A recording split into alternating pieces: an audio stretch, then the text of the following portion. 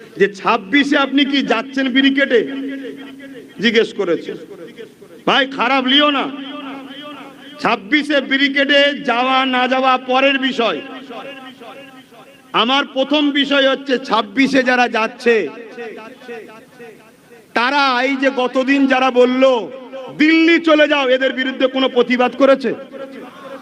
26-এ যারা ব্রিগেডে ডাক দিয়েছে, এতগুলো বড় বড় মিছিল করছে, কোনো মিছিলে 3টে এমপি কেন ভোট দিতে যাওনি, অবিলম্বে তার ব্যবস্থা করা হোক কথা বলেছে?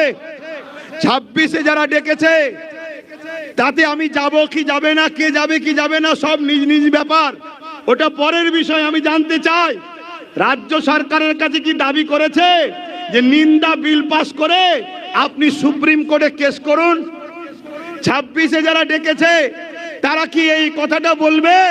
গতকালকে ওয়াকফ বিলের প্রতিবাদে যে মিছিল আসছিল বাসন্তী থেকে, ক্যানিং থেকে, জীবনতলা থেকে, বিভিন্ন জায়গা থেকে, তাদেরকে বাংলার পুলিশ দাঁড় করিয়ে রুখে অমানবিক ভাবে অত্যাচার জুলুম করলো কেন?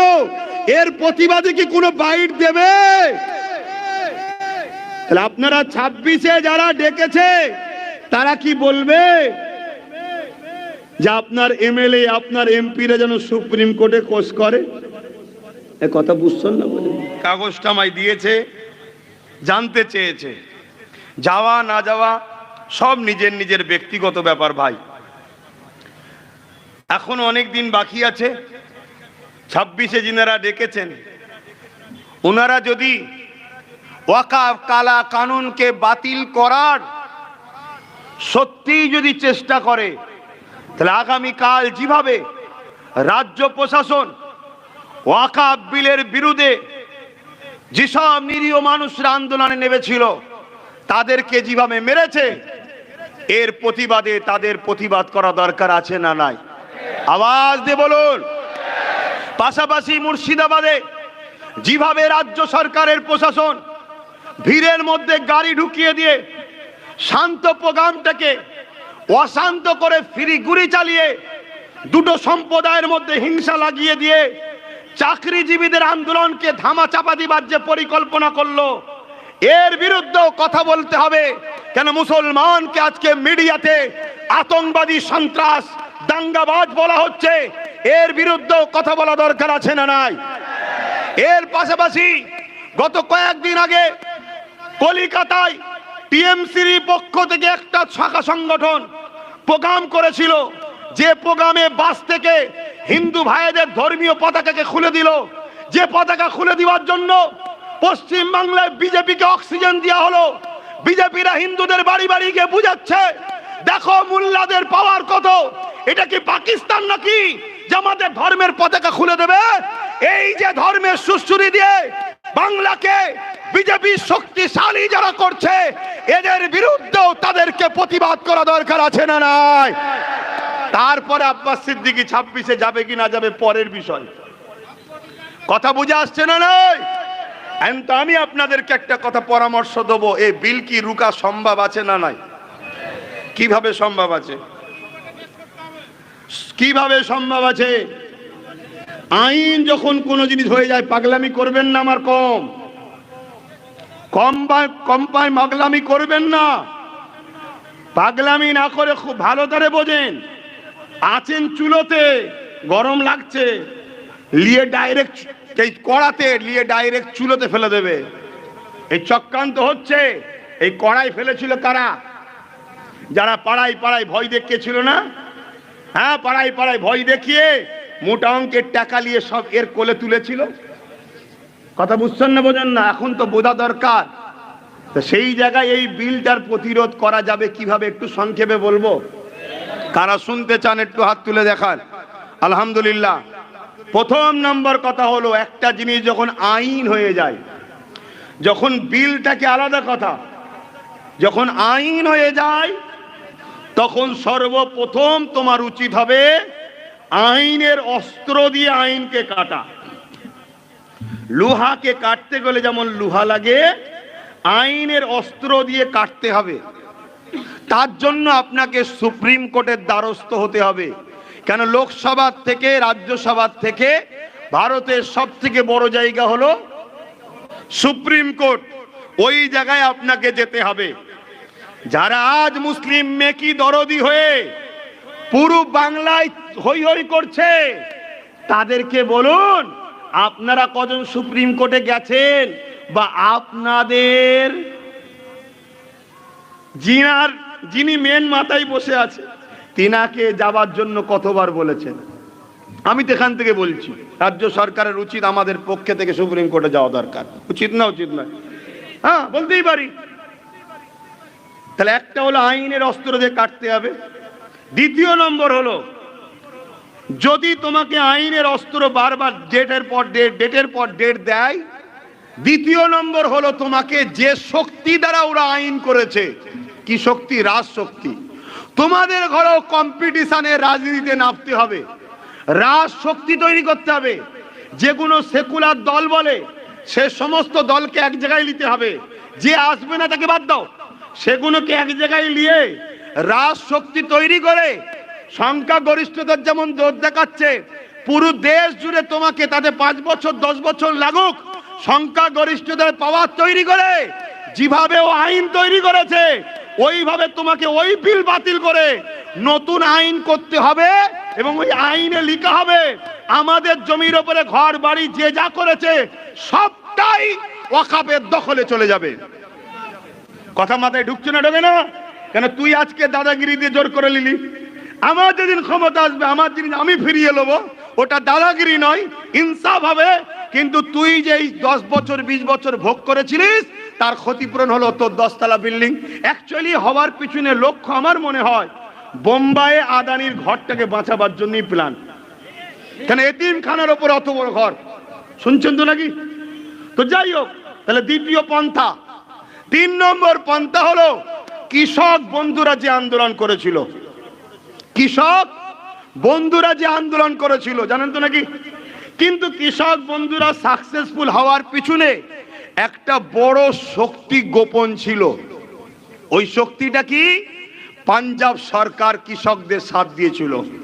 পাঞ্জাব সরকার বলেছিল সম্পূর্ণ সহযোগিতা, খাদ্য, থাকা, টাকা, গাড়ি ভাড়া, তেল ভাড়া সব দেবো, এবং মারা গেলে 2 লাখ 3 লাখ 5 লাখ করে টাকা দেবো। এই সংবিধান বিরোধী কালা আইনের বিরুদ্ধে তোমরা লড়ো। তাহলে আমার উচিত যেসব রাজ্যে বিজেপি ছাড়া সেকুলার যারা নিজেদের ঘরে বলে, প্রত্যেকটা কংগ্রেস হোক, বাম হোক, আর আমার রাজ্যের টিএমসি হোক, সমস্ত রাজ্যের গভর্নমেন্টকে বলতে হবে যে আমরা সম্পূর্ণ তোমাদেরকে সহযোগিতা করছি, তোমরা আগাও, খাওয়া দেবো, তেল দেবো, কি বলে গাড়ি ভাড়া দেবো, তোমরা কেউ মারা গেলে ক্ষতিপূরণও দেবো, তবে জানবেন এ বিল বাতিল করা সাকসেসফুল হবে। আমার কথা বলা কি ভুল হচ্ছে? অন্য অন্য রাজ্যে যারা মুসলমান বা আছে তাদের বলা দরকার, কিন্তু আমার রাজ্যে 35% বা 40% বা 33% 2011 সেন্সার ধরেই বলছি, যাকে ভোট দেওয়া হলো তিনি কি আমাদেরকে সাপোর্টটা করবে না? তা যদি উচিত না হয় তাহলে বাকি দিন আপনাকে আপনার মসজিদ বাঁচাতে নিজেকে তৈরি হতে হবে, আপনার মাদ্রাসাকে নিজেকে বাঁচাতে হবে, আপনার ঈদগাহকে নিজেকে বাঁচাতে হবে। আর এই বাঁচাতে গেলে পার্টনারে আসতে হবে। পার্টনার, আমাকে দাও ট্যাকেল করব না, না না না না, তুমি আসো আমি আসি, দুজনা পার্টনারে চলো, তুমি তোমার নেবে আমি আমার নেবো, তবেই তোমরা গেনার হবে। না হয় সারা জীবন যেমন ঠকছো আগামীতে আরো ভয়ানক হবে। কিন্তু তোমরা কথা বলবে কি করে? তোমরা যেই কথা বলবে তোমাদের উপরে অনেক পীর সাহেব, পীরজাদা, মুফতি, মৌলানা, আমির, হযরত, শায়েখ সব দেখে এসে বলবে ও অত মাথা মারতে হবে না, আমরা তো রয়েছি। ঠান্ডা ঘরে গিয়ে সব টাকার লেনদেন করে তোমাদেরকে বিক্রি করবে। কথা মাথায় ঢুকছে? যদি বাঁচতে চাও, শেষ কথা বলে দিলাম, কড়ায় আছো চুলোই না পড়ে যাও, একটু বুঝে বুঝে পা ফেলো, এমন না হয়ে যায় মুসলমানরা খুব জ্বালাচ্ছে। চলো সমস্ত হিন্দু ভাইয়েরা না বলে যে ওকে আনতে হবে। সমস্ত হিন্দু ভাই যদি বলে আনবো, তুমি রুখতে পারবে? এখনো কোটি কোটি হিন্দু আমাদের ভাইয়ের বিষয়ে ভালোবাসে না, বাসে না? কথা বলো। তাহলে একটু বুঝে বুঝে করতে হবে না, হবে না? এবং আমার শেষ কথা, এই আইনটা শুধু কি মুসলমানদের বিরুদ্ধে, না এই আইনটা সংবিধানেরও বিরুদ্ধে? তাহলে সংবিধান কি শুধু মুসলমানদের না ভারতীয়দের? তাহলে এই আন্দোলন বুঝাতে হবে, গ্রামে গঞ্জে হিন্দু অমুসলিম ভাইদের ঘরেও বুঝাতে হবে। এজন্য আহলে সুন্নাত ওয়াল জামাত প্রত্যেকটা গ্রামগঞ্জে এখন আমাদের মিটিং চলছে, একদম গ্রামগঞ্জে, পাড়ায় পাড়ায় পাড়ায় পাড়ায় সর্ব লেভেলের মুসলিম হিন্দু সবাইকে বুঝাও। লোক তো বুঝতেই পারছে না, লোক ভাববে মুসলমানদের জায়গা লেলিয়েছে, মুসলমানরা তাই রাস্তায় নেবে দাদাগিরি দিচ্ছে। কথা বুঝাস? এটা তো ভুল মেসেজ যাচ্ছে। আরে মুসলমানদের জায়গা যেমন গেছে, মনে রাখবে এর থেকে বড় হলো সংবিধানকে কেন্দ্র সরকার হত্যা করছে, সংবিধানকে মিটিয়ে দিচ্ছে। এই অমুসলিম ভাইদের উচিত এক হতে হবে, তো সেটা বোঝাতে লাগবে না। হুট করে তুমি বলবে চলো বিশাল বড় জায়গায়, মানে অ্যাকচুয়ালি কি, খাবার যখন ইচ্ছা থাকবে না তখন প্ল্যান মাফিক পানিটা খাইয়ে পেটটা ভরিয়ে দেয়। দেখবেন না, অনেক বিয়ে বাড়িতে যাবেন, ভালো শরবত করে, ভালো 2-3 গিলাস খাওয়া, শুনছেন না শোনেন না, 2-3 গ্লাস শরবত খাওয়ার পরে কি হবে ভাই এবারে? আর যে চালাক হয় সে একদম শুধু গলাটা ভিজিয়ে নেয়, পরে পানি খাবার অনেক টাইম আছে, এই টাইমটার পাবো না, আগে সব লিয়ায়, সব লিয়ায়। অতএব বড় প্রোগ্রামের টাইম আছে, সব জায়গায় করা দরকার ছিল, হুট করে দেখে ফেললি হলো। কথা বুঝছেন না? এটা ফাঁসা বা ষড়যন্ত্র আমার মনে হচ্ছে। এরপরেও বলছি যদি ফাঁসা বা ষড়যন্ত্র না হয় তাহলে যে কটা কথা বললাম আওয়াজ তুলুন। 3 জন এমপি কেন যায়নি? রাজ্য সরকার অনাস্থা বিল ডেকে, নিন্দা বিল ডেকে সুপ্রিম কোর্টে যান, যতগুলো এমএলএ আছে কেস করুন। এবং ওয়াকাফকে দীর্ঘ বছর যারা ভোগ করছে, কি ওয়াকাফ ভোগ করছে না কেন? ওয়াকাফ বোঝেন? হ্যাঁ, আমার রাজ্যে 1,45,000 বিঘে ওয়াকাফ আছে। কথা বুঝে আসছে? 1,45,000 একর আমার রাজ্যে ওয়াকাফ আছে, শুনছেন তো? তাহলে এই ওয়াকাফ মধ্যে থেকে মাত্র 25-26 হাজার কম বেশি ওয়াকাফ উদ্ধার, বাকি সব নেতা মন্ত্রী তাদের আমলা চামচা সব দখল করে রেখেছে। তো এটা কি জুলুম নয়? এক কথা, এটা জুলুম নয়? তাহলে এটার বিষয়ে বলা দরকার আছে না? না, এটা আমি 10 বছর ধরে বলছি। এবার আমি সংক্ষেপ করছি। প্রথমেই বলেছিলাম কোন জায়গা যদি পড়ে থাকে জমি মাফিয়াদের নজর পড়বে না, পড়বে না।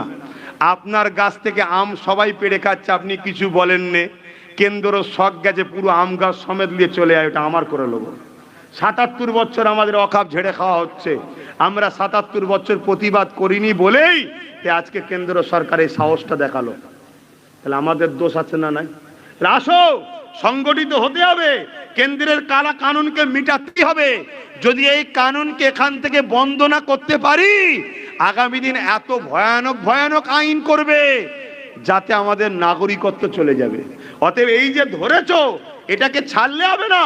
1 বছর 2 বছর 3 বছর 5 বছর 10 বছর হলেও এ কালা কানুনকে বাতিল করাবার অঙ্গীকার নিতেই হবে। আপনারা কি আমার সাথে অঙ্গীকার করবেন? হাত তুলে বলুন অঙ্গীকার করবেন, অঙ্গীকার করবেন। কিন্তু এর প্রসেসিং 3টে বলেছি। নাম্বার 1, আইনের অস্ত্র দিয়ে কাটো, সুপ্রিম কোর্টে চলো। নাম্বার 2, রাজ ক্ষমতা দিয়ে করেছে, সেকুলার দলগুলোকে এক জায়গায় নিয়ে তোমরা নিজেরা পাওয়ার তৈরি করো, করে তাদের উপর নির্ভর নয়, পার্টিশন ভাগিদারি, তাদের উপর নির্ভর করলে সে একই তো। যেমন বললো দিল্লি চল যাও, ওরম বলবে দিল্লি চল যাও, জিতার পরে বলবে দিল্লি চল যাও, না পার্টিশন। এই যে বলেছিলাম না চেয়ারের একটা পায়া, যদি আমার কথা মানতে, ইনি যদি মুখ্যমন্ত্রী থাকতো আর একটা পায়া যদি আমাদের থাকতো মুসলমানদের, তাহলে আজকে বলতে পারতাম না যান নাই পায়া খুলে নেবো, সরকার পড়ে যাবে। এই বুঝছেন না, বোঝেন না? এমনি বলিনি আমি। কত মুসলমান আমার মা তুলে বাপ তুলে গাল দিয়েছে, কতজন আমাকে দালাল বলেছে।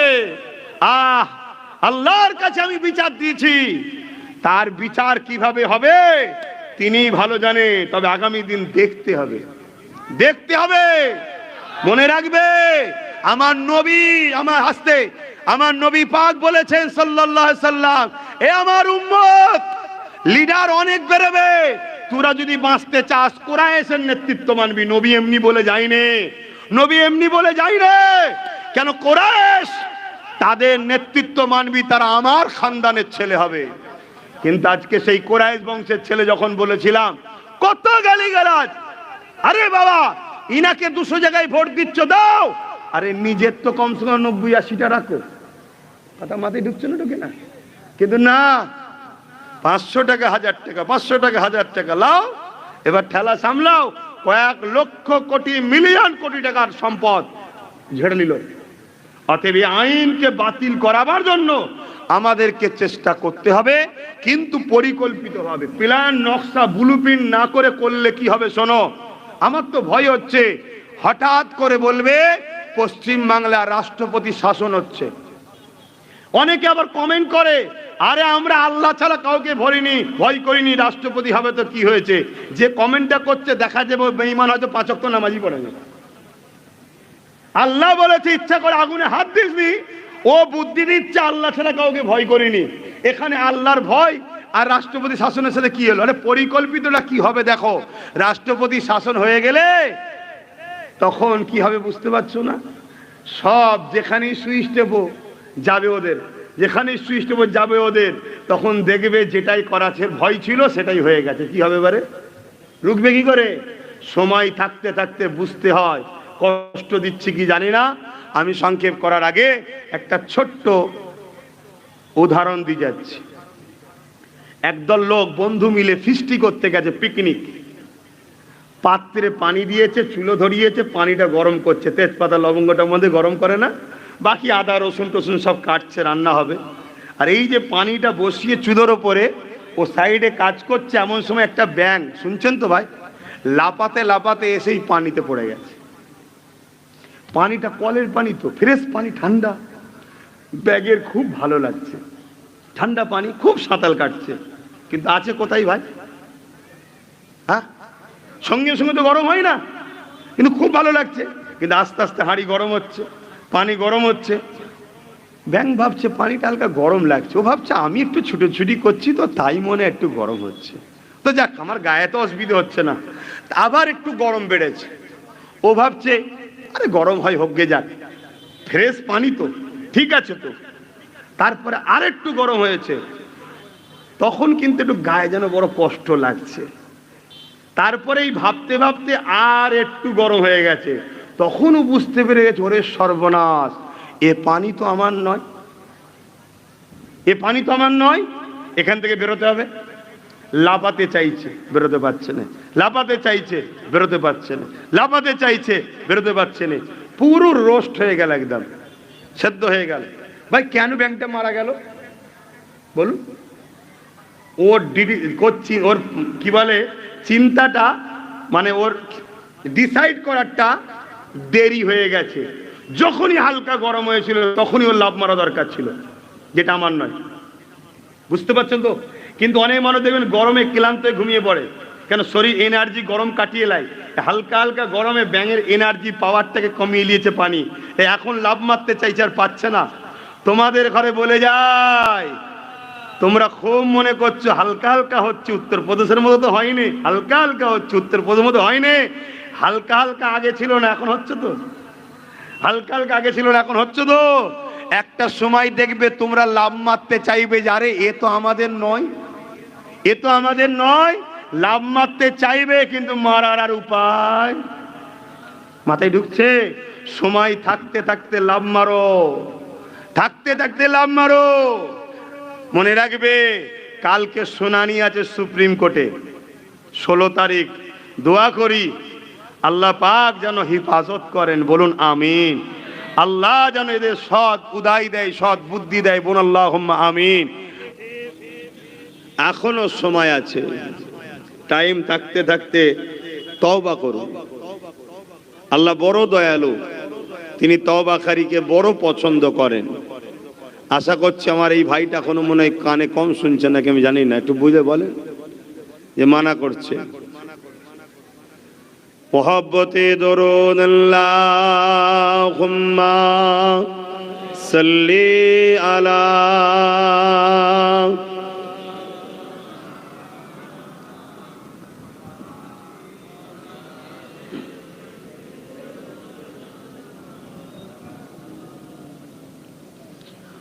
أعوذ بالله من الشيطان الرجيم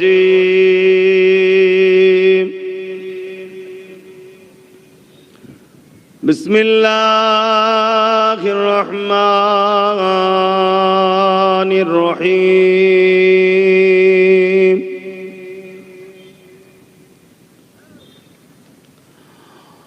قال الله تعالى في كلام المزيد الفرقان الحميد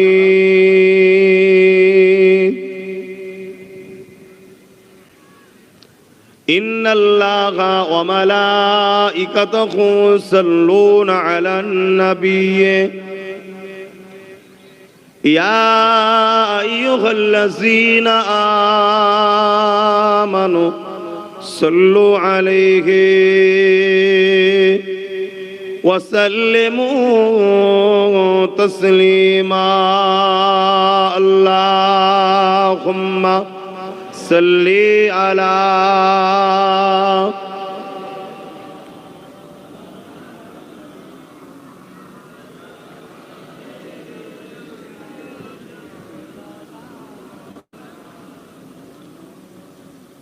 কোনো জায়গা যদি বিরান পড়ে থাকে, দেখাশোনার মানুষ যদি না থাকে, স্বাভাবিক জমি মাফিয়াদের নজর সে জায়গায় পড়বে, ঠিক না বেটি? ঠিক তেমনি কোনো মসজিদ যদি বিরান পড়ে থাকে, ইসলামের দুশ্মন তাদের তো নজর পড়বেই। ঠিক তেমনি যদি আমরা কোরআনের মাহফিলগুলোকে গুরুত্ব না দিই, আগামী দিন দেখবেন এটাও আইন হবে, ইসলামের আলোচনা বন্ধ, যে যার ঘরে ঘরে করো। এই সব কিছুর জন্য দোষী কিন্তু আমরা মুসলমান। আমাদের যুব সমাজ 100-র মধ্যে 95টা মসজিদে যায় না। যদি সবাই মসজিদে যেত তাহলে মসজিদ আবাদ থাকতো। যারা ইসলামের দুশ্মন তারা ভাবতো মসজিদের দিকে চোখ তুলিস না, কেন যুবক আছে, ও কিচ্ছু বোঝে না, চোখ তুলে নেবে।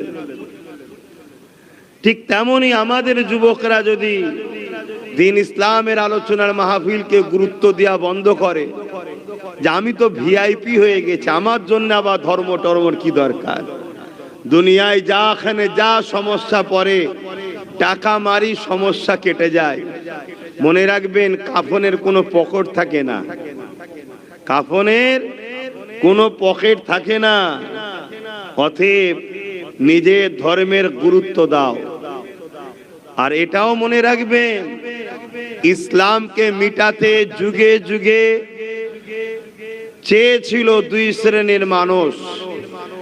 এক হলো অত্যাচারী শাসক, দ্বিতীয় হলো ধর্মের নামে ভণ্ডমি যারা করে, কুসংস্কার, ধর্মের নামে অধর্ম, কাল্পনিক বিশ্বাস যারা মানুষকে শিখায়।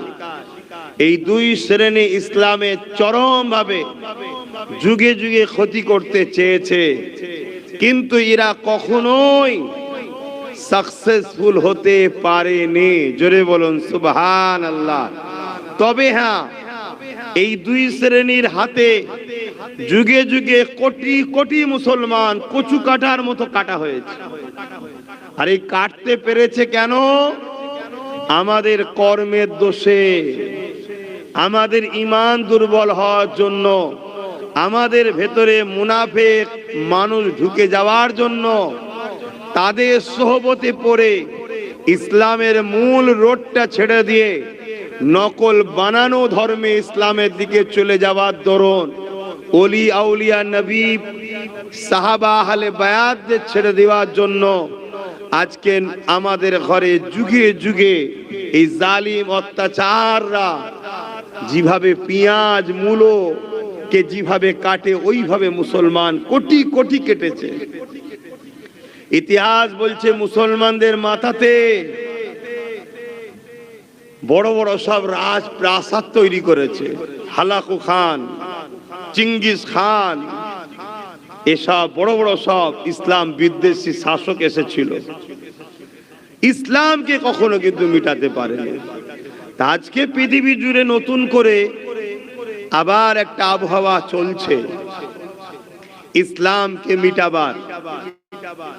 আর এই আবহাওয়ার কারণ একটাই, দাড়ি টুপি সুরাতে সকলে দেখতে মুসলমানদের ইমাম মুফতি মৌলানা হুজুর, কিন্তু এদের মধ্যে বড় একটা সংখ্যা হলো গাদ্দার মুনাফিক। এরা আমার যুব সমাজকে, এরা আমার কওমের মানুষকে প্রকৃত যে রসুলের আদর্শ, নবীর প্রেম, কোরআনের প্রেম, আহলে রসুলদের প্রেম, সাহাবাদের প্রেম, ওলি আউলিয়াদের প্রেম, যেটাকে বলা হয় আল্লাহর নৈকট্য হাসিলের মূল রাস্তা, এসব থেকে ভটকে দিয়ে, দূরে সরিয়ে দিয়ে আজ আমাদেরকে চাইনা ইসলামের দিকে নিয়ে চলে গেছে, নকল ইসলাম। মনে রাখবেন, ইসলাম তো ছিল, আছে, থাকবে। যত যেই চেষ্টা করুক, কিন্তু পারবে না। সমস্যা এই জায়গায়, বিগত দিন যেমন ডুপ্লিকেট মুসলমান হওয়ার জন্য কচু কাটার মতো কেটেছে, আমরাও যদি ডুপ্লিকেট হই, তৈরি হও। তুমি মনে করতে পারো যে আমার অনেক সংখ্যা আছে, একটা ফেলবে পুরো এলাকা সাফ হয়ে যাবে। তোমার কি আছে বন্ধু? কিন্তু হ্যাঁ, বিগত দিন যতবার কামিয়াবি হয়েছে একটা পাওয়ারে, ওই পাওয়ারটার নাম হলো সিনার পাওয়ার। জোরে বলুন সুবহানাল্লাহ। সিনার পাওয়ার কিসে আছে? নবীর প্রেম ও আদবে। জোরে বলুন সুবহানাল্লাহ। মুসলমান দাবি করি, দরুদ পড়তে চাই না। মুসলমান দাবি করি, নবীর দিনের কাজের উপরে গুরুত্ব নাই, নবিয়ানা মাহফিলের আদব নাই। এ মুসলমান, তোমার খাওয়াটা স্বাভাবিক। তা মোহাব্বতে দরুদ পড়বেন না বাধ্য দেবো? হ্যাঁ, কেন এখন তো দরুদে অ্যালার্জি হয় অনেকে, যে দরুদ পড়াতে হবে কেন? আর অনেক জলসাও হচ্ছে দরুদ ছাড়াই। আসমান জমিনের বিচকানে ওই কাজ ঝুলতে থাকে যে কাজের মধ্যে হুজুরের উপরে দরুদ থাকে না। নামাজের থেকে অনেক বড় ব্যাপার হলো নবীর উপরে দরুদ পড়া, কিন্তু উম্মাদকে ভুলিয়ে দেওয়া হয়েছে। উম্মাদকে গুরুত্বটাই হীন করে দেওয়া হয়েছে। আর এই জন্যই তো আজকে আমরা লাঞ্ছিত, এই জন্যই তো আমরা বঞ্চিত। যেদিন 313 ছিল সেদিন বিজয় হয়েছে, যেদিন 1 মঈনুদ্দিন আজমিরি ছিল সেদিন বিজয় হয়েছে, যেদিন বুজুর্গ বয়স্ক মুজাদ্দেদ আলফে সানি ছিল, পুরো ভারতের সুলতান ছিল হতভাগা আকবর, সে ইসলামের বিরুদ্ধে, কোরআনের বিরুদ্ধে দ্বীনে ইলাহি বার করেছিল, সেদিন বিজয় হয়েছে। যেদিন খালিদ বিন ওলীদ ছিল সেদিন বিজয় হয়েছে। যেদিন 12,000 সালাউদ্দিন আইবি 4 লক্ষ সেলিবিয়াদের বিরুদ্ধে লড়াই করেছে সেদিন বিজয় হয়েছে। আর আজকে ভারতের দ্বিতীয় বৃহত্তম মুসলিম সম্প্রদায়, কুকুরের সম্মান আছে তো মুসলমানের সম্মান নাই। এর কারণ একটাই, আমরা মুনাফিকদের পাল্লায় পড়ে হুজুরের প্রেম আদব আমাদের দিল থেকে বেরিয়ে গেছে। সব নামে মুসলমান, নামে তালপুকুর ঘটি ডোবে না, হুজুরের প্রেম নাই। মায়ের বিষয়ে কথা বললে মারে, বাপের বিষয়ে কথা বললে মারে।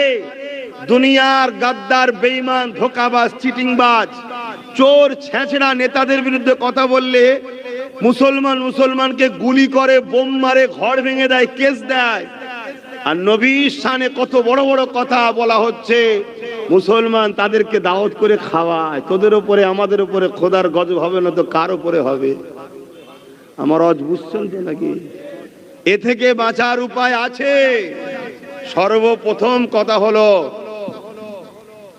চার্জ মোবাইলের ব্যাটারি যদি না থাকে যেমন বেকার, আমাদের সব থাকার পরও যদি ইমানের চার্জ না থাকে সব বেকার।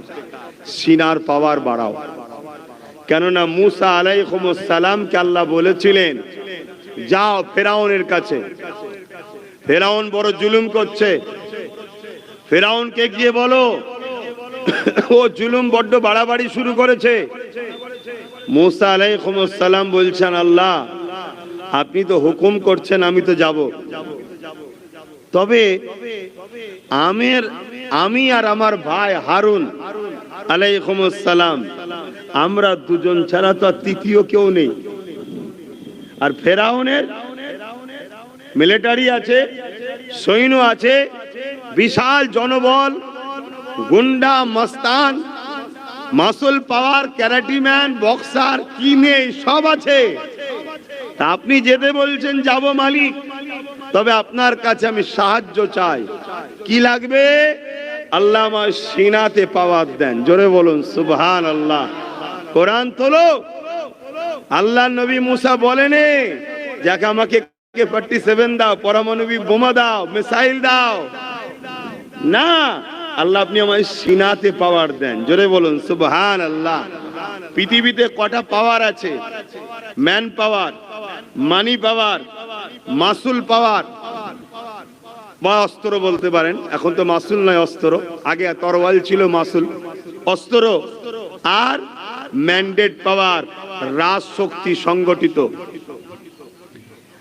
এই সব পাওয়ারের ওপরে একটা পাওয়ার আছে যেটা শুধুমাত্র ইমানদার মুসলমানের কাছে আছে, এটা অন্য কারো কাছে নাই। ওই পাওয়ারটা হলো সিনার পাওয়ার। জোরে বলুন সুবহানাল্লাহ। ওই পাওয়ার আমাদের নুকসান হয়ে গেছে, ওই পাওয়ার আমাদের শেষ। ওই পাওয়ার শেষ হবে কি করে? আল্লাহ নবী বললেন যখন আমার উম্মত লুবি হয়ে যাবে। লুবি, আমরা লুবি হয়েছি না হইনি? দেখুন, আমরা লোভে পড়ে গেছি। লোভ আমাদেরকে পেট ভরে খাবার পরও আবার যেন মনে হয় ফ্রিতে যখন পাচ্ছে একটু খেয়েই নি।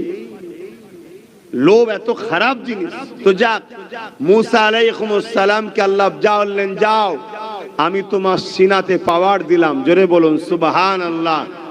এখানে আরো একটা কথা মনে রাখবেন, সমস্ত নবী আলাইহিস সালামরা ছিলেন হুজুর পাক সাল্লাল্লাহু আলাইহি সাল্লামের উম্মত ও আশিক। জোরে বলুন সুবহানাল্লাহ। শুধু আমরা নবীকে ভালোবাসি তা নয়, সমস্ত নবীরা ছিল আমার নবীর আশিক। রুহের জগতে সমস্ত নবীদের কাছ থেকে মিশাখ লিয়া হয়েছে, সাক্ষী নেওয়া হয়েছে আমার হুজুরের বিষয়ে, যে বলো তিনাকে রাসূল বলে মানবে কিনা। কোরআন খুলুন, সূরা বাকারা দেখুন, আল্লাহ সেখানে আমার নবীকে বলছেন, নবীদেরকে। তখন সমস্ত নবীরা সাক্ষী দিয়েছেন, আল্লাহ আমরা আপনার নবীকে পেলে তিনাকে হেল্প করব, তিনার খেদমত করব, তিনার উম্মত সেজে তিনার পিছনে আমরা তিনার পিছনে ঘুরে বেড়াবো। জোরে বলুন সুবহানাল্লাহ। মুসা আলাইহিস সালামের সিনাতে আল্লাহ পাওয়ার দিলেন। মুসা নবী রাজ পাওয়ার ফেরাউনের রাজ দরবারে চলে গেল, গিয়ে বলতে লেগেছে, ফেরাউন তুমি গরিবদের উপরে জুলুম করছো কেন? প্রত্যেকটা জালিম শাসক ইসলামকে ভয় করে, কারণ শোনেন। জালিম মানে সে অত্যাচারী, অন্যায়কারী, সে গরিবদের উপরে বেইনসাফি করে, সে গরিবদের উপরে অত্যাচার করে, মানুষেরকে লোটে। এই জালিম হুকুমত ছিল ফেরাউন। ওই ফেরাউনকে যখন বলা হলো তুমি মানুষের উপরে জুলুম করছো কেন, এটা বন্ধ করো। ফেরাউন মুসা নবীর উপরে নানান দিক দিয়ে অত্যাচার করেছে, কিন্তু কোনোভাবে মুসা নবীকে পরাজিত করতে, জোরে বলুন, পারেনি। লাস্টে ফেরাউন কি করেছে? তার গণককাররা বলল, শোনো, ফেরাউন আধ্যাত্মিক পাওয়ারে লড়ছে। মুসা বলল, তাহলে আমারও আধ্যাত্মিক পাওয়ার দরকার। শয়তানের বুদ্ধি যেমন হয়, 70,000 জাদুকর ডেকে নিয়ে এসছে। 70,000 জাদুকর নিয়ে এসছে। 70,000 জাদুকর একটা করে রশি এনেছে। ওই রশিগুলো যখন ছাড়ছে সব একটা একটা করে বড় বড় সাপ হয়ে যাচ্ছে। মুসা নবী ও ভাই হারুন আলাইহিস সালামের দিকে তেড়ে তেড়ে যাচ্ছে। আল্লাহ বলছেন ফেরাউন মুসাকে, মুসা তোমার হাতের আশা লাঠিটা ছাড়ো। মুসা নবী যখনই লাঠিটা ছাড়লো, সঙ্গে সঙ্গে লাঠিটা বিশাল বড় একটা সাপ হয়ে গেল। জোরে বলুন সুবহানাল্লাহ। 70,000 সাপ হয়েছে, সুবহানাল্লাহ বললেন না। আর মুসা নবীর একটা সাপ হয়েছে, সুবহানাল্লাহ বললেন কেন? বলুন কেন বললেন? আপনারা সাদামাটা মানুষ একটাই উত্তর দিতে পারেন, এটা ইমানের ব্যাপার, ওটা জাদুর ব্যাপার। কিন্তু অমুসলিমকে কি করে বুঝাবেন আপনি জাদু কি আর মুজিজাটা কি? আমাদের মুসলিম ছেলেরা এখন মুজিজা অস্বীকার করছে, আছে না? না, এই সাধারণ প্যান্ট শার্ট পরা খেটে খাওয়া যুবকগুলোকে এই বেঈমান বানাচ্ছে কারা? সূরাতে সকলে মোল্লা মৌলভী সাহেবরাই করছো তো।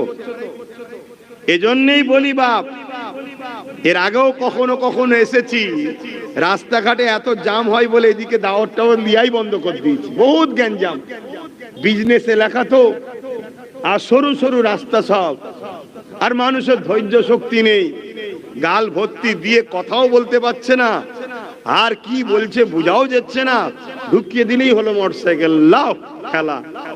এই জন্যে তারপরে ছেলেগুলো গিয়ে ধরলো যে একবার চলেন। তা আমিও ভাবলাম চলো যাই, অনেকদিন যাইনি, দেশে কি অপরাধ করে ফেললাম না তো? তো মুসা আলাইহিস মুজিজা কি, কারামত কি আর জাদু কি? মুসা নবী যখন এই লাঠিটা ফেলেছে, সাপ যে হয়েছে, আমরা শুনে সুবহানাল্লাহ শুধু বলিনি, 70,000 জাদুকর তারাও যখন দেখলো আরে মুসার হাতের লাঠি সাপ হয়েছে, সবাই উঠে দাঁড়িয়ে মুসা নবীর কদমে এসে বলছে হুজুর ভুল হয়েছে, আমাকে আপনার দলে নেন। জোরে বলুন সুবহানাল্লাহ, আরো খুশি হয়ে বলুন। ফেরাউনের তো রেগে লাল, আরে তোদেরকে বুড়ো করলাম আমি, খাওয়ালাম আমি, পয়সা দিলাম আমি, রাজ দরবারে ইনভাইট করলাম আমি, আর তোরাও দড়ি ছেড়েছিস সাপ হয়েছে, মুসা দড়ি লাঠি ছেড়েছে সাপ হয়েছে, তেতে আশ্চর্যের কি আছে, চলে গেলি কেন? 70,000 জাদুকর বলছে ফেরাউন শোনো, আমরা দড়ি ছেড়েছি, জনগণ দেখছে সাপ হয়েছে, দড়ি কিন্তু দড়ি আছে, রশি কিন্তু রশি আছে। কেন? এটা জাদু, জাদু মানুষের আই ওয়াশ করে, চোখকে ধোকা দেয়, জাদু লোকের চোখকে গুমরা করে।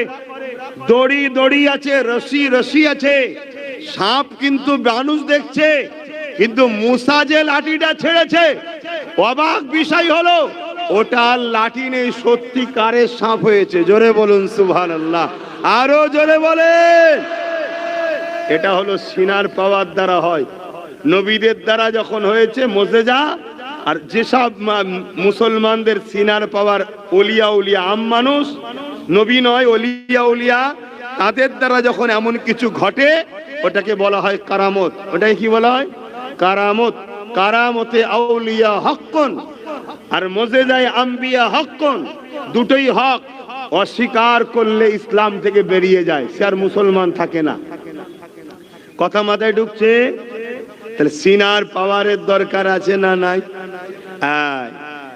যারা আজ নতুন করে আমাদেরকে মিটাবে বলে উঠে লেগেছে, এরা 100 বছর ধরে পরিকল্পনা করছে কি করে মুসলমানকে শেষ করা যায়, কি করে ইসলামকে মুছা যায়।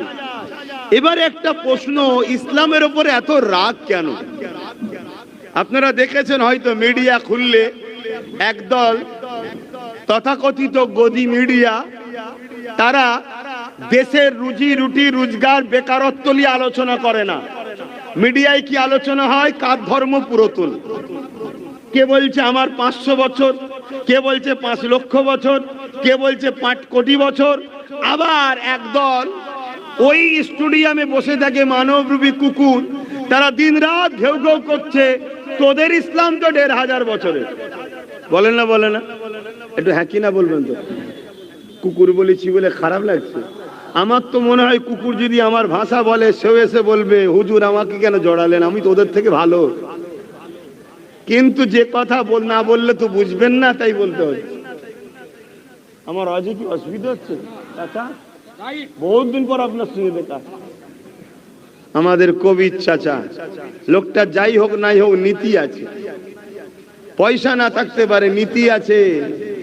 পয়সা ও সৌদির মেথডদেরও রয়েছে, নীতিটা হলো বড় জিনিস বাপ, নীতি দরকার। আজ মুসলমান আমরা নীতি হারা হয়ে গেছি, আমাদের নীতি কই? একটা নীতি হওয়া দরকার, ভুল তো ভুল, ঠিক তো ঠিক, তাতে ঠিকের ওপরে মজবুত, ভুলের ওপর যদি হয় ভুলের ওপরেই মজবুত। এটা আমার বাপ তো আমারই বাপ, আবার নতুন চকচকে থেকে বলবো না যে ওটাও বাপ। এরকম নীতি হওয়া দরকার। এখন সব নীতি ভ্রষ্ট হয়ে গেছে। কে কোথা থেকে সব এখন লিডার বেরিয়ে পড়েছে, বাপ রে বাপ। যে যেখান থেকে পাচ্ছে চিল্লাচ্ছে, এক একজন ডায়লগ দিচ্ছে, ডায়লগ শুনে শুনে মাথা খারাপ। আর সব বুকা মুসলমান নেস তুলে ছুটছে, যে যেখানে পাচ্ছে ছুটছে। জানে না এরা পড়েছে পাকে, যত লড়ছে আরো পুঁতছে, যত লড়ছে তত পুঁতছে। আর এটাও বুঝতে পারছে না ছিলাম কড়াতে, তুলে নিয়ে এবার চুলোই ফেলা হবার প্ল্যান চলছে, পুরো রোস্ট তন্দুরি হয়ে যাবি। ভাষা খারাপ লাগছে নাকি? এনেছেন যখন দুজন হলো, ওখানে ভালোবাসার আছে না নাই? কারা কারা আছে একটু হাত তুলে দেখাবেন। সত্যি ভালোবাসেন? আলহামদুলিল্লাহ। কমসে কম এই কটাকে বুঝাবার জন্য তো বলতে হবে। বাকি নেবে কি না নেবে সেটা তার রুচির ব্যাপার, আমি তার পক্ষও নয় বিরুদ্ধও নয়। আমি আমার সন্তান, আমার বাপ, আমার মা, আমার ভাই বোনেদের তো বুঝাতে লাগে নাকি?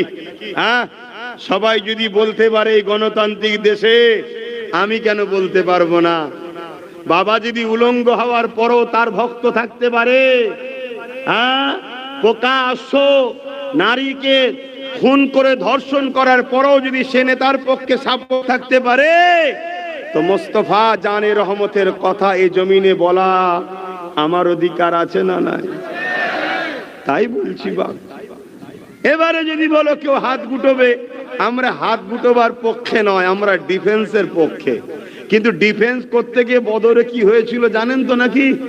হ্যাঁ, আমরা কখনো আগ বেরিয়ে মারতে যাই না, কিন্তু যারাই মারতে এসেছে সংখ্যা তাদের বেশি ছিল, কিন্তু বাপ ফিরে যাবার সময় সংখ্যা খুঁজে পাওয়া যায়নি। এটা ইতিহাস আমাদের, এটা জানা দরকার আছে না নাই? হ্যাঁ, কেননা আমার নবী যখন, আচ্ছা প্রথমে বলে দিই, ইসলাম ১৫০০ বছরের। অনেকে বলে এই মুসলিম সমাজের, আমার বিশ্বাস ৮০% যুবকও জানে, তাদেরও ধারণা ইসলাম ১৫০০ বছরের। নবী প্রফেট মুহাম্মদ সাল্লাল্লাহু আলাইহি ওয়াসাল্লাম থেকে ইসলাম শুরু। আমাদের যুব সমাজেরও ধারণা ৮০%। এটা মিথ্যা কথা, বানোয়াটি কথা, ভুল কথা। ইসলাম পৃথিবীর শুরু থেকে শুরু। জোরে বলুন সুবহানাল্লাহ।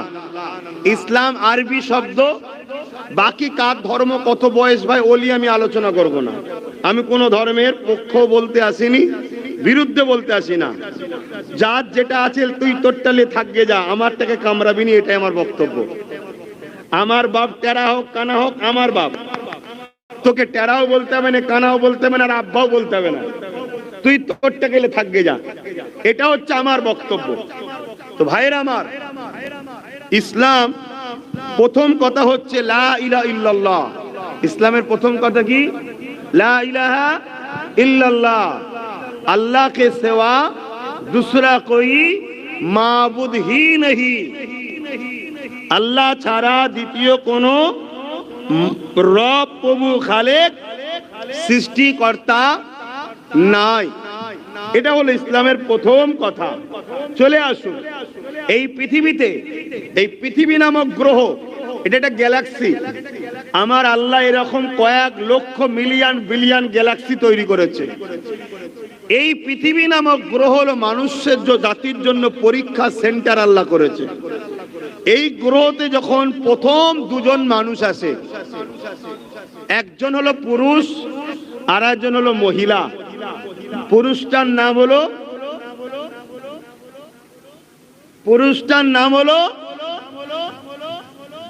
আবার কি চিঠি ফিটি কেন আসছে রে বাবা?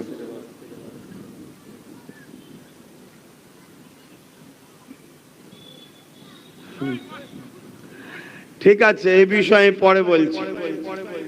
কমিটি কারা আছে একে একটু সাইড লিজে বসতে দাও, ডিস্টার্ব করুন। একটা চেয়ার দাও, দিয়ে সাইডে বসতে দাও। একটা চেয়ার দাও। একটা কাগজ দিয়েছে, কি লিখেছে লাস্টে আমি শোনাচ্ছি। এইসব কেন আবার জলসা টলসা ঝামেলা করিস বাবা? একটু না বললেও আবার সন্দেহ করবেন যে কি দিল। আমাকে একটু ঠান্ডা গরমে বুকে কফ জমে গেছে। আমার আলোচনা আপনারা বুঝছেন তো নাকি? পৃথিবীতে দুজন মানুষ আছে, একজন নারী আর একজন পুরুষ। পুরুষটার নাম হলো আদম আলাইহিস সালাম, নারীটার নাম হলো হাওয়া আলাইহিস সালাম। এনারা দুজনা পৃথিবীতে সর্বপ্রথম এসেছে। এনারা দুজনই মানত লা ইলাহা ইল্লাল্লাহ। জোরে বলুন সুবহানাল্লাহ, আরো জোরে বলুন। তৃতীয় কোন মানুষ যেদিন ছিল না, দুজন ছিল, বাপ আদম মা হাওয়া, তাদেরও ধর্ম ছিল ইসলাম। জোরে বলুন সুবহানাল্লাহ। আরো শুকরিয়া আদায় করে বলি আলহামদুলিল্লাহ। কেন আমরা আমাদের বাপ আদম মা হাওয়া ধর্মের উপরে আছি। জোরে বলুন সুবহানাল্লাহ। পৃথিবীতে যত কোটি মানুষ এসেছে, আসছে, আসবে, সবার সূচনা শুরু কিন্তু এই বাপ আদম মা হাওয়া থেকে। অর্থাৎ বাপ আদম মা হাওয়া সমস্ত মনুষ্য জাতির প্রথম বাবা, প্রথম মা। জোরে বলুন সুবহানাল্লাহ। এই দিক দিয়ে হিন্দু, খ্রিস্টান, দলিত, আদিবাসী, শিখ, পাঞ্জাবি, মতুয়া যেই হোক, প্রত্যেকটা মানুষ কিন্তু আমরা ভাই বোন। শুনছেন তো নাকি? হিন্দুরাও আমাদের ভাই বোন, খ্রিস্টানরাও আমাদের ভাই বোন, আদিবাসীরাও আমাদের ভাই বোন। কেন? আমরা সবাই এক বাবা এক মা আদম আর হাওয়া থেকে জন্ম সূত্র শুরু। জোরে বলুন সুবহানাল্লাহ। ছেলে বড় হওয়ার পর বাপ ছিল মৌলানা, ছেলে এখন 10টা ছেলে, একজন ডাক্তার হয়েছে, একজন ইঞ্জিনিয়ার, একজন উকিল হয়েছে, একজনে হয়েছে, আবার একটা ছেলে মৌলানা হয়েছে। তার মানে বাপের ওপরেই রয়ে গেছে। কথা বুঝলেন? তা আমাদের ধর্মে সমাজের বুকে বাপের ছেলেরা হাজারো মতে সব বিভক্ত হয়েছে, কিন্তু আলহামদুলিল্লাহ আমরা সেই বাপের ধর্মের ওপরে, আদর্শের ওপরে, সেই দেখানো রাস্তা লা ইলাহা ইল্লাল্লাহ আল্লাহ কে সেवा दूसरा कोई माबूद ही नहीं, তার উপরে আমরা আছি। গর্বিত না? গর্বিত নয়? তাই বলুন আলহামদুলিল্লাহ, বলুন সুবহানাল্লাহ, নারী দিবেন। ভাইয়ের আমার, তাহলে ইসলাম কবে থেকে মাথায় ঢুকলো? আর একটু বলি, ভারতবর্ষে ইসলাম কবে এসছে জানা দরকার আছে না? নাই কি? আচ্ছা, আপনাদের ধারণা ভারতবর্ষে ইসলাম কবে এসছে? বলেন বলেন। যারা আমার অস শুনেছেন তারা উত্তর দেবেন না, বাকিরা বলেন কবে থেকে এসছে? 1400 বছর। বাপ আদম আলাইহিস সালাম ডাইরেক্ট জান্নাত থেকে হিন্দুস্তানে এসেছিলেন। অর্থাৎ হিন্দুস্তান জান্নাতের সঙ্গে সম্পর্ক। জোরে বলুন সুবহানাল্লাহ। আমরা গর্বিত, सारे जहां से अच्छा हिंदुस्तान हमारा। क्यों ना अच्छा है हिंदुस्तान हमारा?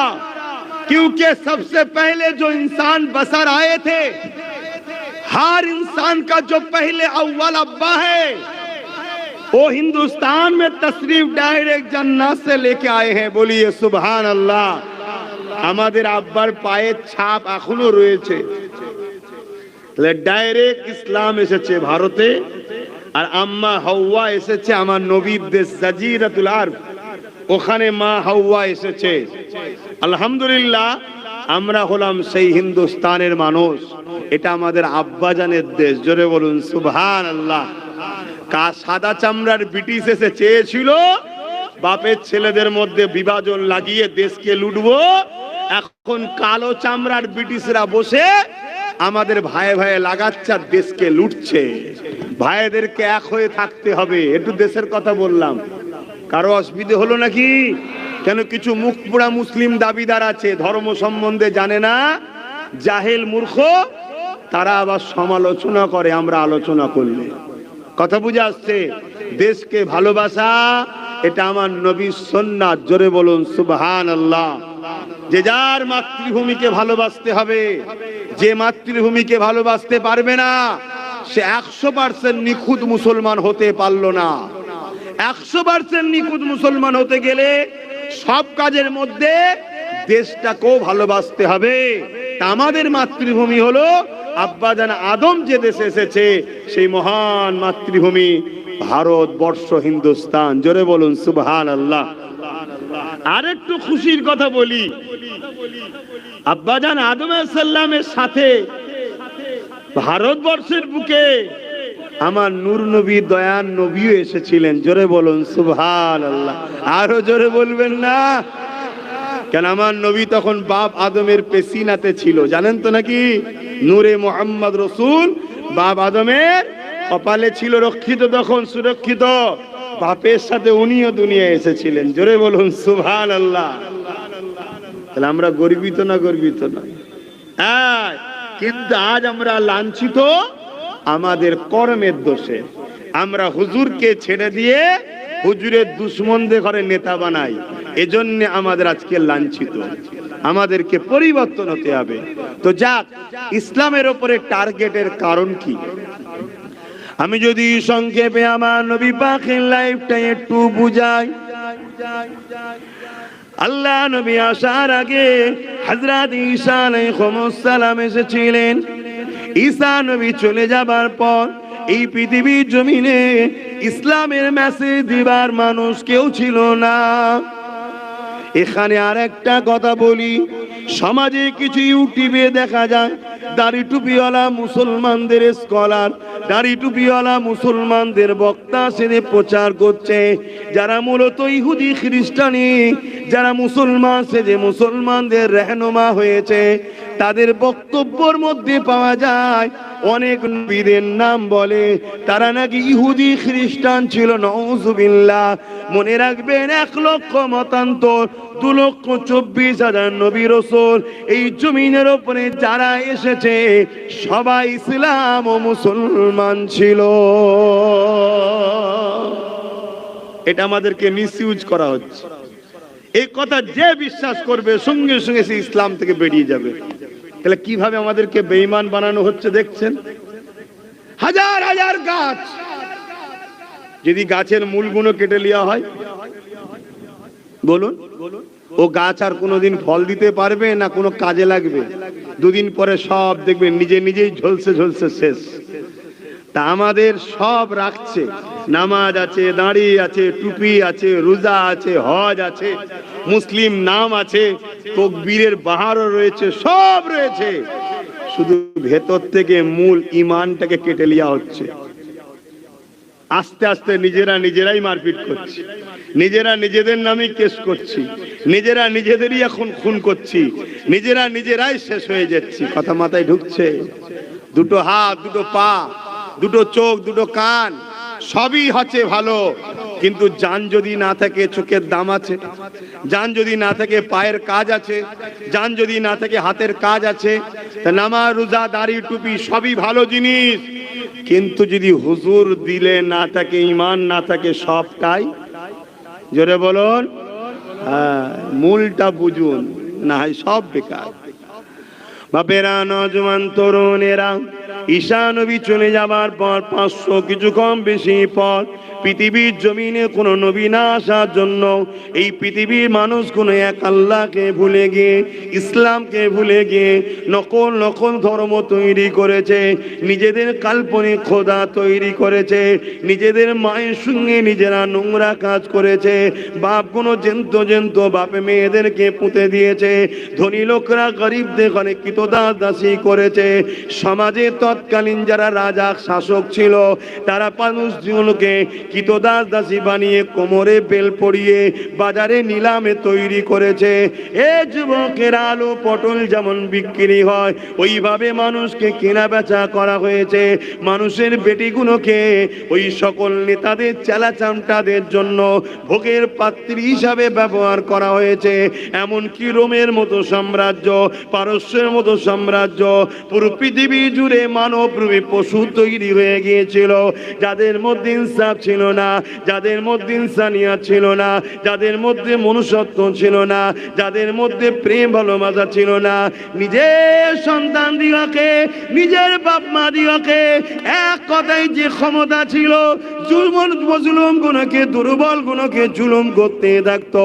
এই পৃথিবী যখন ধ্বংস হয়ে যেতে লাগলো, আমার আল্লাহ পৃথিবীর মানুষগুলোকে বাঁচাবার জন্যে সর্বকালে সর্বশ্রেষ্ঠ সুলতান করে, সর্বকালে সর্বশ্রেষ্ঠ নবী যিনি, সর্বকালে সর্বশ্রেষ্ঠ আল্লাহ সৃষ্টি যিনি, রাহমাতাল লিল আলামিনকে পাঠিয়েছিলেন। আরো জোরে বলুন সুবহান। এ নওজোয়ান তরুণেরা, আল্লাহ নবী দুনিয়া জমিনে আসিলেন, নবী আমার মক্কাতে আগমন করলেন। মক্কা হলো আমার নবীর মাতৃভূমি। আস্তে আস্তে নবী আমার বড় হতে লাগলো। নবী আমার দেখতে লেগেছে মক্কার মানুষেরা নিজেদের হাতে তৈরি করে 360টা খোদা তৈরি করেছে। ওই খোদাগুলোকে খুশি করার জন্যে কখনো কখনো বাচ্চা বাচ্চা ছেলেদেরকে বলি দিতে লেগেছে, এবং ওই খোদার সামনে নারীদের উলঙ্গ নাচ হতে লেগেছে। ওই খোদাকে কেন্দ্র করে মেলা হতে লেগেছে, সেখানে ছেলে মেয়ে কিনা বেচা হতে লেগেছে, নোংরা পতিতালয় খোলা হয়েছে।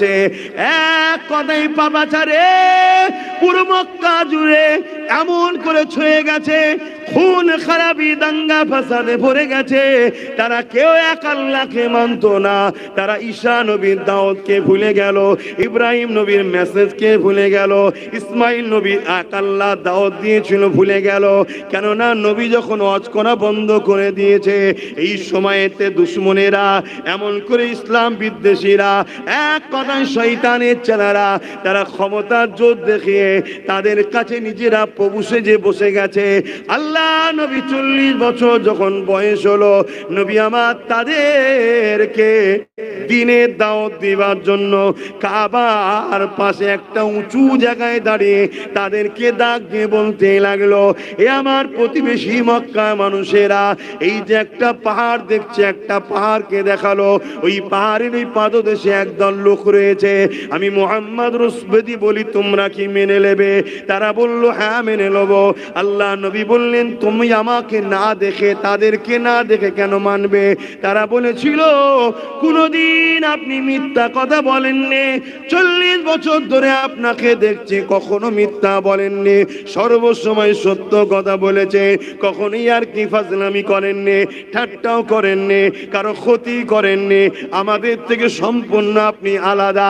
মক্কার মুশরিকরা বলছে আমাদের থেকে সম্পূর্ণ আলাদা, আর বড় বড় মুফতি মাওলানা বলছে রসুল আমাদের মতো।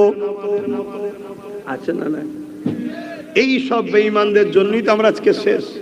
এখন সব তারা এক হয়ে লিডার হয়েছে, সব মুসলমানদের রহনুমা, সব ইসলামের দুশ্মন গুলো সব এক ঝোপের মধ্যে ঢুকেছে।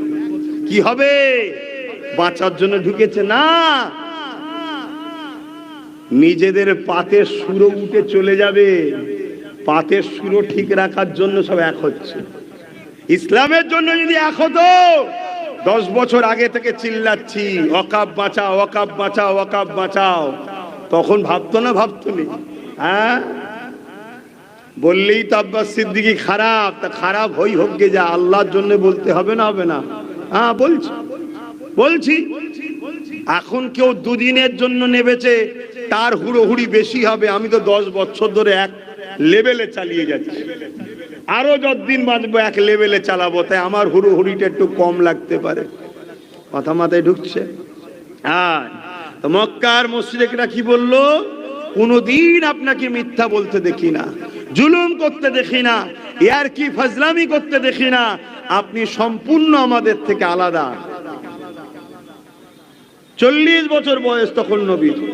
আমাদের সমাজে একটা মিথ্যা প্রচার আছে, আমাদের ঘরের নিরীহ যুবকগুলো এই কথাকে অনেকে বিশ্বাস করে কাফের হচ্ছে। কি কথা? নবী নাকি 40 বছর বয়সে মুসলমান হয়েছে, নবুয়াত পেয়েছে, তার আগে নাকি নবী ছিল না। শুনছেন না? শুনেন আপনারা সবাই নাউজুবিল্লাহ বললেন না কেন? হ্যাঁ, এ কথা যদি কেউ মেনে নেয়, সঙ্গে সঙ্গে সে কুফরি করে কাফের হয়ে যাবে, গুস্তাখে রাসূল হবে। আর এই সংখ্যা যদি মুসলমান বাড়ে, মসজিদ যতই শান শওকতে থাকুক, আল্লাহর নবী বলেছে আখিরি জামানায় মসজিদ ভর্তি লোক হবে, একটা বেঈমান ইমানদার থাকবে না। তা নবী কি এমনি এমনি বলেছে নাকি? হ্যাঁ, দিনটা তো আমার বাপ আলী আকবর সিদ্দিকীর নয়, দিনটা তো আমার দাদু ছোট হুজুরের নয়, দিনটা তো জবানের মুজাদ্দেদের নয়, দিনটা তো সুলতান হিন্দ গরিবের নওয়াজের নয়, দিনটা তো গৌস পাখির নয়, দিনটা হলো আমিন আল্লাহ মুহাম্মদ রাসূলুল্লাহ। জোরে বলুন সুবহানাল্লাহ। তুমি বলবে আমি ইসলামের অনুসারী আর নবীর কথা মানবে না, এ মুসলিমের নামে মুনাফিক ধোঁকাবাজ ছাড়ার কিচ্ছু নয়। আর এই ধোঁকাবাজের জন্য আজকে আমাদেরকে গাড্ডাই পড়তে হচ্ছে। এখনো সময় আছে। আপনি হয়তো কারো মাথায় যেতে পারে, হুজুর ভাইজান বাবাজি সবই ঠিক আছে, এখন কে ওয়াজ করার সময়? কেন, কি হয়েছে? না এখন তো এক হতে হবে। আরে আল্লাহ সাহায্য ছাড়া পৃথিবী এক হয়ে ভূমিকম্প থেকে বাঁচাতে পারবি? তাহলে সাহায্যটা কার দরকার? জোরে বলুন। আল্লাহ সাহায্য হয় সংখ্যা বেশি যখন থাকে তখন নয়, সংখ্যা যখন কম হয় তখনই সাহায্য হয়। জোরে বলুন সুবহানাল্লাহ। 100 বছর ধরে প্যালেস্টাইন মার খাচ্ছে, সাহায্য হয়নি, সংখ্যা কমে গেছে, ঘর শেষ, গ্রাম শেষ, বস্তি শেষ, হাজার হাজার মায়ের কোল খালি হয়েছে, হাজার হাজার বাপ বেটি খালি হয়েছে, বেটিদের ইজ্জত রেপ হয়ে লুটে গেছে, সাহায্যের কোনো খবরই নেই। এবারে একটা সাহায্যের একটা নমুনা দেখা যাচ্ছে, খুব শিগগিরই আল্লাহ প্যালেস্তাইনকে সাহায্য করবে। জোরে বলুন সুবহানাল্লাহ। আরো জোরে বলুন। অলরেডি ধুর পর থেকে নেতাহু পালিয়ে গেছে আমেরিকায়, 4000 কিলোমিটার ঘুরে আমেরিকায় যে বসে আছে। তার মানে কি শুরু হচ্ছে সাহায্য। এখন সংখ্যা কমে গেছে, তার মানে কি যত 2 নম্বর ছিল বা আল্লাহকে খুশি করতে হয়েছে, পাপের কারণে তার ক্ষতিপূরণ দিতে হয়েছে, তারপরে বা সাহায্য এসেছে। কথা কিছু মাঝে ঢুকছে না? ঢুকবে না। আপনি ভাবেন বাচ্চাগুলো কি করেছে? বাচ্চাগুলো ক্ষতিপূরণ। বাপ ভুল করলে ছেলেদের ভোগ করতে হয় না, হয় না? যেমন আমাদের ভুলের জন্য আমাদের বাচ্চাগুলো ভোগ করছে। কটা মুসলমানের ছেলে আইপিএস অফিসার আছে, কটা মুসলমানের ছেলে জজ আছে, কটা মুসলমানের ছেলে আইএস আছে, কটা